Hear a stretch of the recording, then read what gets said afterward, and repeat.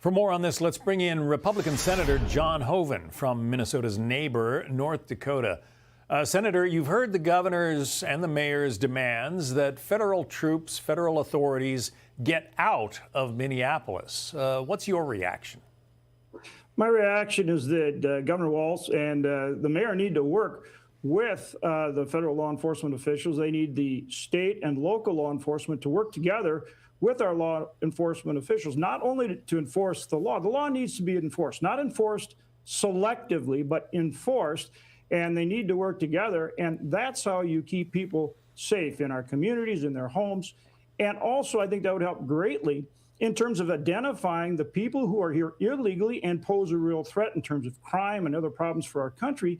If Governor Walz or Mayor Frey are concerned about that, then work with law enforcement, work with ICE and DHS, and then go through that process of identifying the criminals and the people who are here and make our communities unsafe. Yeah, Minneapolis is a sanctuary city, self-declared. What's the benefit of having a sanctuary city? I mean, they seem to see it as a good thing. Give us your perspective. Well, that said, a sanctuary city de facto does not work. Which laws should be enforced, John? The ones you favor, the ones I favor, the ones... No. All laws have to be enforced fairly and openly, and that's what's going on. And that's what the governor and the mayor are impeding, and that's why you're having these problems. And to the extent they disagree with federal policy, then we have many ways to work on that as far as changing our laws or adjudicating our laws. But they are elected to maintain law and order and keep people safe, and they're not doing it. I want to put up an X post from your fellow Republican Senator Lindsey Graham. He writes, "My perspective on such matters is that law enforcement officers who risk their lives to enforce our laws and protect us and our property should be respected. If you disagree with that, it is not a blank check to do anything you like. The recent physical and verbal assaults on ICE and Border Patrol agents have led to a very dangerous situation. The protesters are actually endangering their communities more." Just give us your thoughts on that. Look, we have to get all the facts in this case. Very important. And leaders have to de-escalate it and get calmness. And we can't just go by what we saw on videos on social media. We've got to get the facts. But in a situation where an individual appears to have approached law enforcement, intervened while they're trying to do their job, and he has a loaded handgun with them, think about that.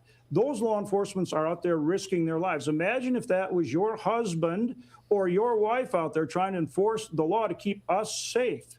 And so we've got to keep perspective here, and we've got to get the facts. But at the end of the day, I was governor of our state for 10 years.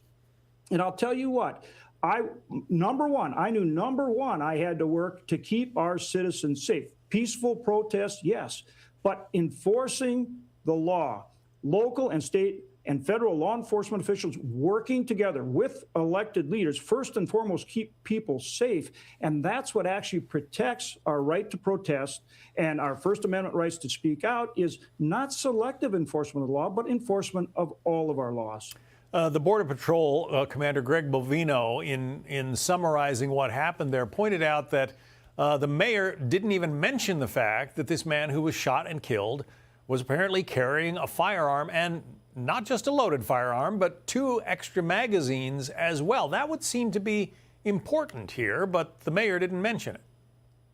Well, that's what I'm getting at. That's escalating tensions. And remember, you have people that do want to protest peacefully, and they do. But people that show up in a situation like this, and they have gas masks on, and they're dragging, turning over dumpsters, starting fires, throwing garbage cans in the street, impeding law enforcement, those aren't peaceful protesters. That's civil disobedience. That's violating the law, and they put everybody at risk. It is the neighboring state. As we mentioned, you were governor of North Dakota. What's the difference between Minnesota and North Dakota? Well, I think it does go back to leadership like we're talking about. Here's the governor and the mayor, and they're talking about how, get out there and protest, and they refuse. And again, peaceful protest is one thing, but to refuse to have your local at your local police, your sheriff's office, your state police, have them in there in a way that keeps people safe and maintains peaceful protests. They're not doing their job. North Dakota Republican Senator and former Governor John Hoeven. We appreciate you coming on today. Thank you, Senator.